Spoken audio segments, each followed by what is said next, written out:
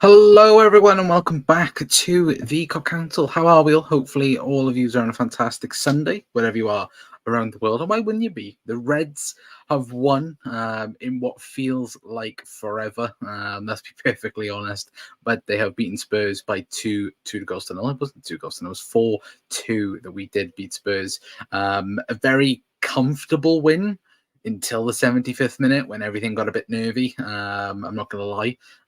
Hopefully everyone else was like that, not just me. But yeah, Liverpool did win by 4 goals to 2 in what was, like I said, it was a comfortable victory until Liverpool just decided to go, no, we're not going to defend anymore. We're not going to show up anymore. We're going to just relax a little bit. And then, yeah, Spurs decided to think, yeah, this is an actual football game. And yeah, Liverpool did end up getting the win overall, but still very, very lucky to do so towards the end anyway. But big up to everyone as well. Hope you're doing well. Red Machine's in. Hopefully doing well, mate.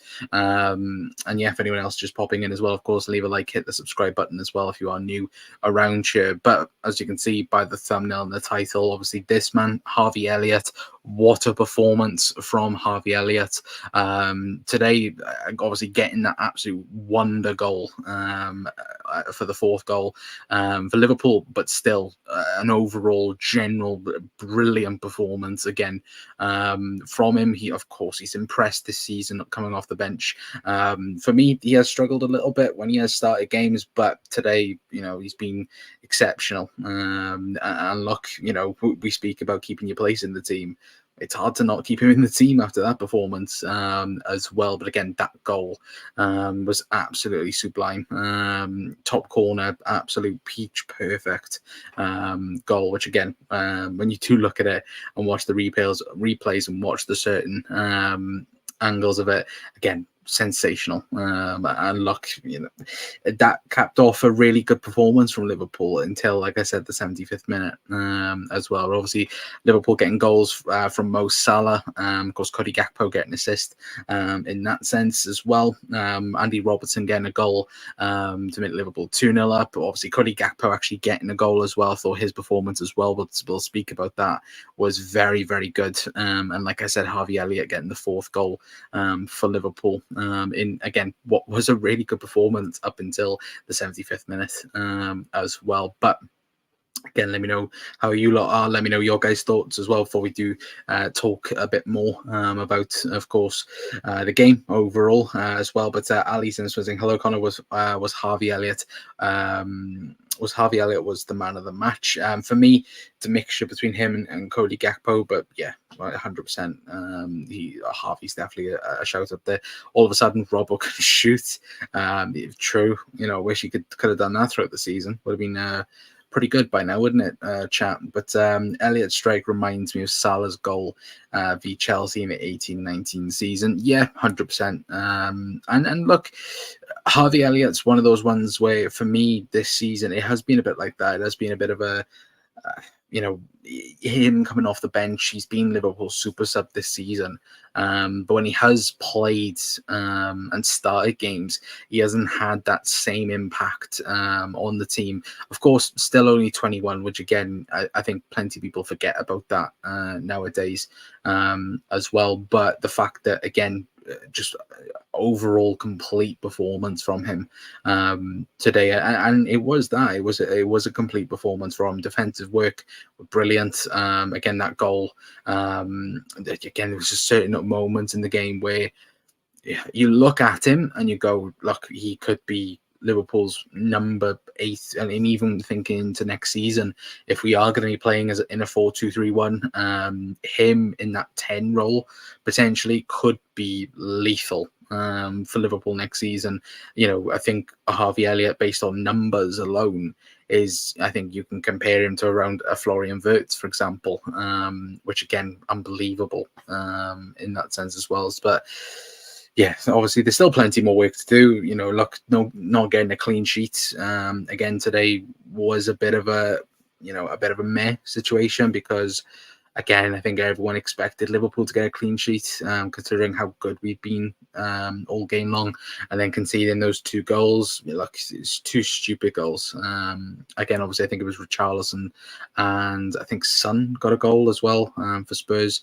But look, it is what it is. But it is also annoying the fact again Liverpool have not kept a clean sheet at home as well. But Mo Salah was good today, but Nunes again looked a bit like a headless chicken. Yeah, certainly when he came on, I was watching the game with Rick, and we were screaming at Nunes, especially that chance he had right at the end. Take it around the goalkeeper, like.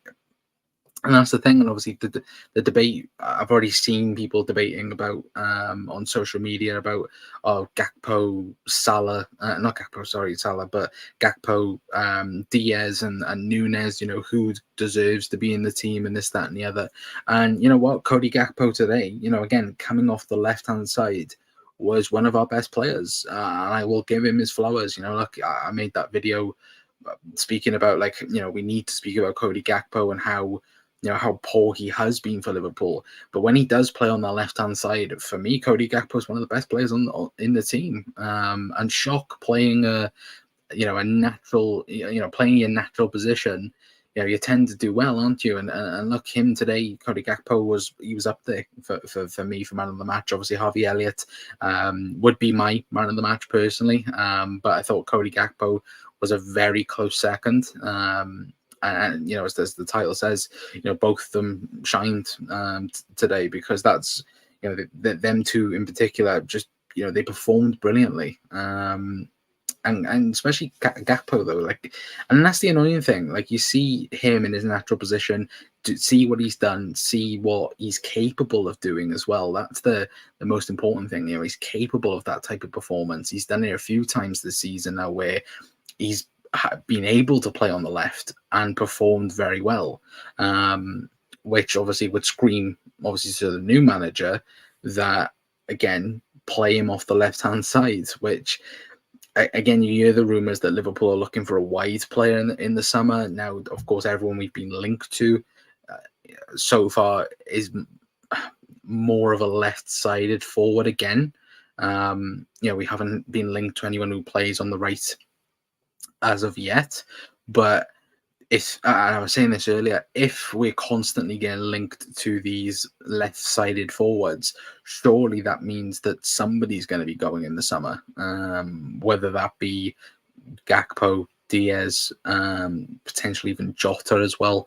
In that sense, could even be Nunes, but again, I don't think Nunes is going anywhere anytime soon. But I do think that Gakpo, and that's the thing. At the minute, we've got 2 players in Cody Gakpo and Luis Diaz who don't deserve to be dropped at all, and obviously we've been playing Lucho in that 9 position today as well. Obviously it was a bit of a switch. Obviously Gakpo was more on the left than Lucho, but they did switch throughout the game as well. But that's the thing. I think that both of them don't deserve to be dropped, in my opinion. I think Lucho's been one of our best forwards this season, or certainly the second half of the season. Anyway, and Cody on the left seems to work.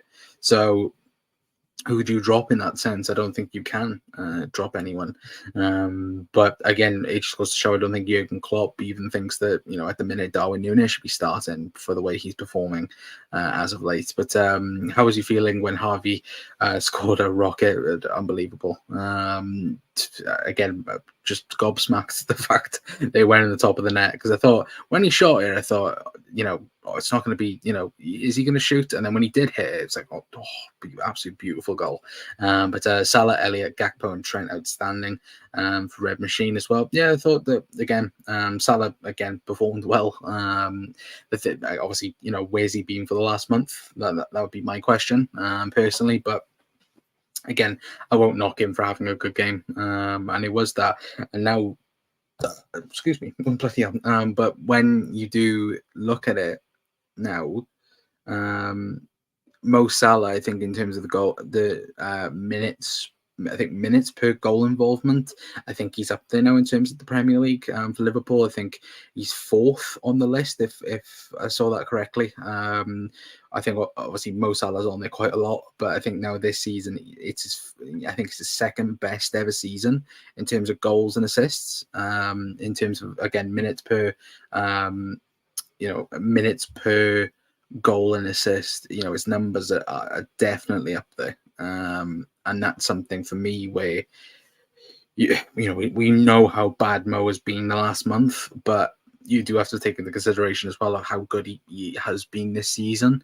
Of course, whether or not he gets a new contract in that sense, again, I'm not too sure. But again, obviously the club seem to think that to be fair as well. But I thought Endo was good, but McAllister dropped off slightly. I did think I did think Endo had a not so good game. Maka a bit quiet. Yeah, I would agree. I think the two of them had an okay game. I wouldn't say one was a more outstanding than the other personally. I did get a bit annoyed at Endo for a couple of times when he was giving the ball away. And obviously Maka, likewise, again, those 1-2 passes that he was trying to do, and obviously I think he tried to do one too many with Robbo that went out a couple of times, or Spurs would gain possession back. It was a bit annoying in that sense as well, but still, Maka is the starting midfielder in this team. Whether that be, I was surprised that Gravenberch got benched personally. I don't know if anyone else was by that. I wasn't mad at Harvey Elliott playing. When I saw Harvey Elliott and Maka in the midfield, I thought, oh, surely maybe Gravenberch is going to play, but no. I was genuinely surprised that Endo actually got into the team above Maka in the 6. But again, obviously, I haven't got a thing of it, but obviously the big one today, Stefan Bajcetic coming back. Look, him, I think playing only for the second time now this season. And look, next season, you'd hope, obviously, fingers crossed and touch words, no injuries. That would be the big thing for him. And hopefully Arne Slot likes Bajcetic a lot. I think Jurgen Klopp had very high hopes for Bajcetic. Obviously, we know that Arne Slot gets the best out of young talent, and you hope that would be the same, because practically we'd want him as a 6 next season. Obviously, could be the main 6 for Liverpool in the future potentially.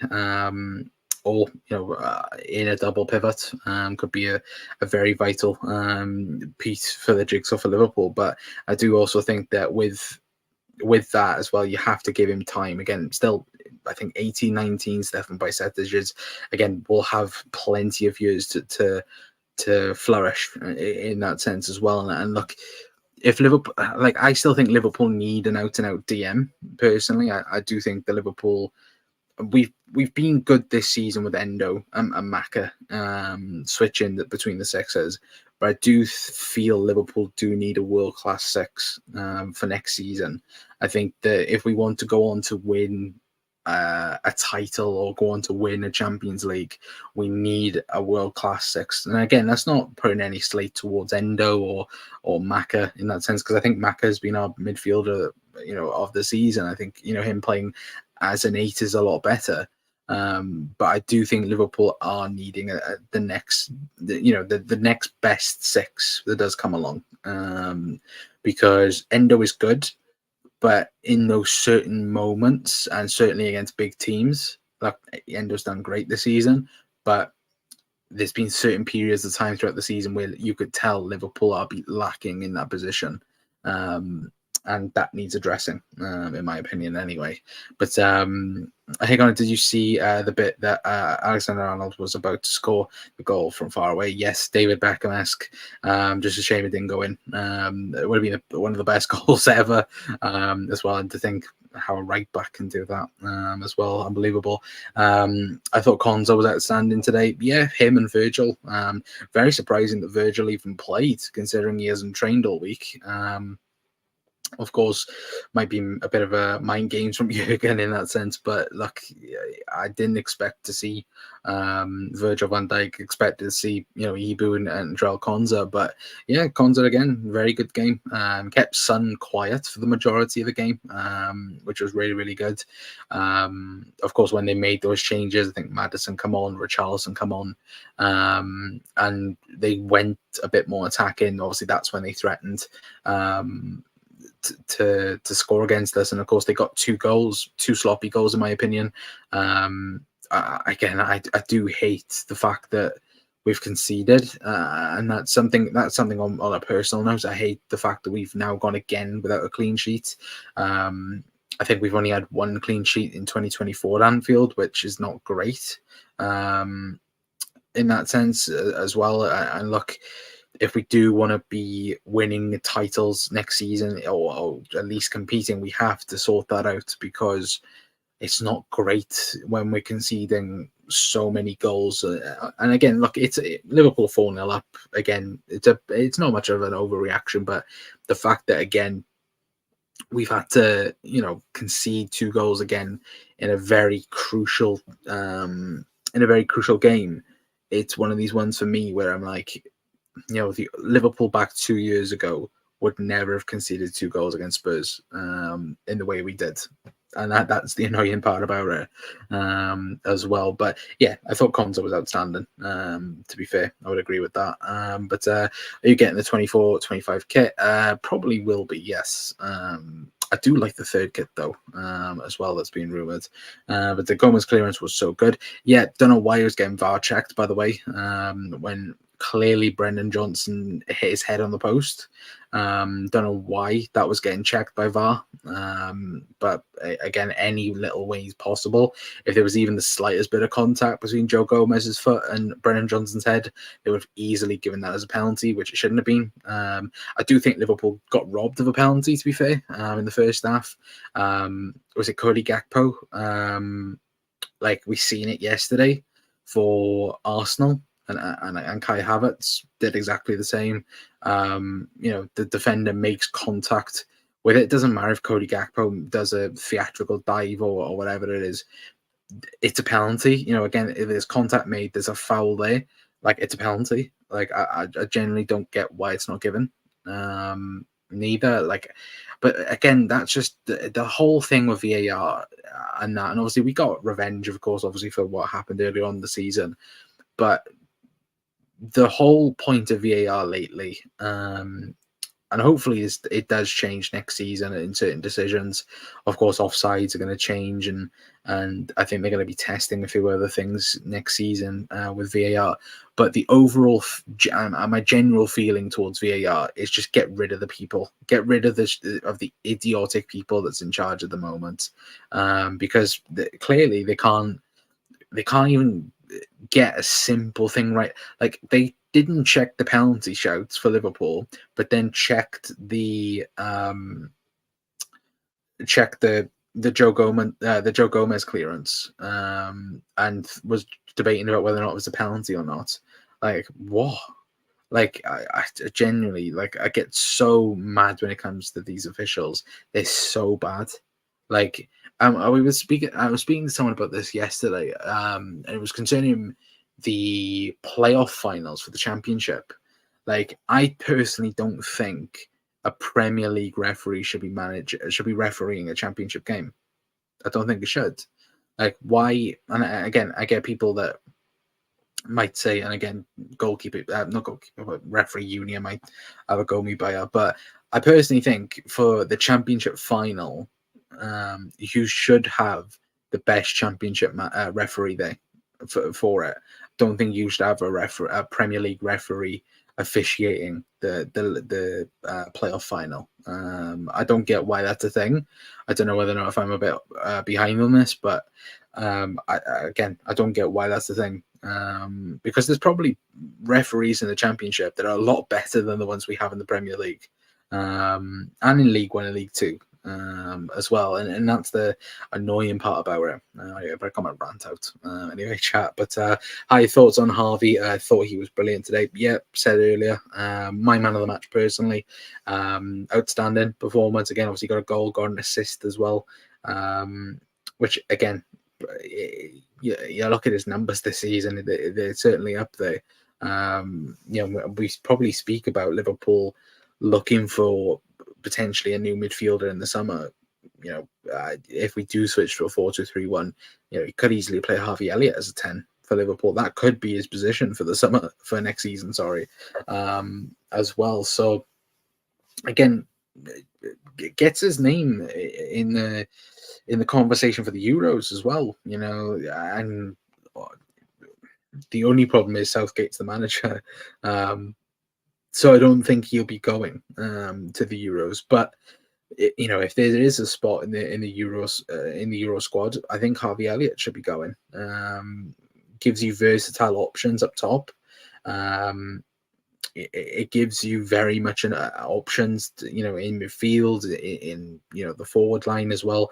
Like, he could definitely go. I think he's got 12 goals and I think 12 assists this season in the league so far. He's probably better than half of the options you could probably go to. I know that Conor Gallagher is in there. I know Gallagher's had a good season with Chelsea, but I think Harvey Elliott's had a better season for Liverpool than what Gakpo, than what Conor Gallagher's had at Chelsea anyway. But I think, are we still getting Arnie Slot as the new manager? Yes, that is basically confirmed. Ali, obviously, go back on the channel. There is a video on that anyway. But of course, overall, from the Spurs game, I think, look, obviously the biggest things are, again, another win. Well, and I think there's been there's relief now on this Liverpool team that I think all of us were saying, and I think everyone said it. Why couldn't we have done this throughout the last month? Why couldn't the boys have played this good? From minute 1 to minute 75. Why couldn't they have played that good against an Everton, for example, or a West Ham, or even a Palace a couple of weeks ago? And of course, that's the annoying, wonderful thing about football, is the fact that teams can be like this. But I think now, especially, that this team wants to end the season well. And hopefully we get to do that now, because there is nothing now to be played for. Liverpool have third. Obviously Villa lost, so they pretty much get obviously, I think even with Spurs losing, I think they get Champions League football, which is huge for Aston Villa. I think I think Spurs need to win their last 3 games of the season, which again, and they obviously need Villa to lose 2 games as well. I think Villa only needs, is it a point, I think, to get Champions League football, which again is outrageous when you think about that, of them getting Champions League football. But for us, we know we've got 3rd spot now. That's all secured. Champions League football secured for next season. And now it could very well be Jurgen, he could go to Villa Park next week and completely experiment of what he could want to do. He could give certain minutes to certain players. He could start Stefan Bajcetic next week, for example. I don't think anyone will batter an eyelid on that. I wouldn't be surprised, by the way, if that was to be the case. But again, he could play with the front 4 if he wanted to. Again, of course, he'll want to finish the season off on high. But we've got 2 weeks left of Jurgen Klopp as Liverpool manager. That's mental to even think about. Let alone what is going to happen in 2 weeks' time. Just thinking about it now, it doesn't feel real. Still, that Jurgen Klopp's going to be going in 2 weeks' time. But yeah, fucking that. It's so annoying though as well, the fact that it's come up so quick. I don't know if anyone else feels like that it's come really, really quick all of a sudden. But yeah, obviously 2 weeks left of Jurgen. Sad times, really. But let's turn the UCL tide again and beat Villa. True, but Spurs have to beat. They have to beat. They have to beat. I think City.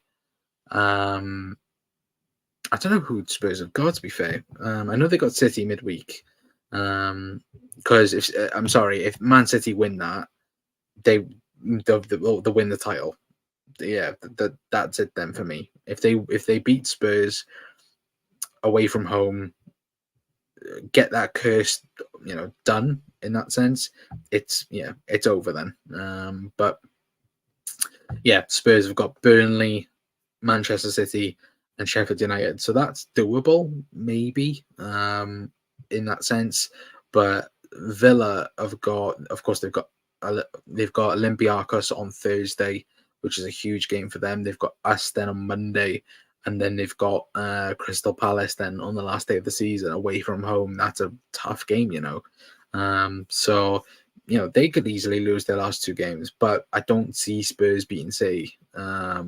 Personally, I really don't. So I think, I think City will go on to beat Spurs, and I do think they'll go on to win the league. Unfortunately, I don't want City to win the league, and do you know what? I don't want Arsenal to win the league neither. But if you had to choose between the two, I think anyone would say Arsenal. Of course, I would have loved to say Liverpool. No, because there is still the possibility that Liverpool do win the league, but both Arsenal and City have to lose all their games for the rest of the season. Like, that's important. It's not going to lose. It's not going to happen, is it, realistically? But look, I do think City will go and win the league. I do. All Arsenal can do is go on to go on to win all their games, and that's the best they can do. But I think some Arsenal fans, I think, need to be careful in what they expect. And again, City could lose, and then it could be all up in the air, or they could draw, and it could be all up in the air. But I think Arsenal fans need to be prepared for disappointment, because just speaking from experience, it's a horrible feeling. Last game of the season, when you think you're about to win the Premier League, and then it's over. It's horrible, and it's happened to us more than one occasion. So for Arsenal fans, just be careful. That's the one thing I would just say. Again, could be completely wrong. They could go on to, go on to actually win the league. But I do think that City will go on to win. I think we beat Villa 2-1, and then a massive 5-0 win over Wolves. Yeah, the last game of the season is going to be. I think we beat Wolves big, to be fair. But again, it's the whole week. This week from now until Villa, it's going to feel a bit weird, because again, it's Jurgen's last away game, and then next week, for it to be, Jurgen Klopp's final game for Liverpool, like, it just feels weird. Just saying that and speaking that, it's so weird. It's like a weird feeling, but yeah, it's going to feel even more horrible in 2 weeks' time, like I said earlier. But overall, then, just to cap the video off, of course, obviously getting the win. Obviously, Mo back on the score sheets as well. But again, my man of the match personally, Harvey Elliott.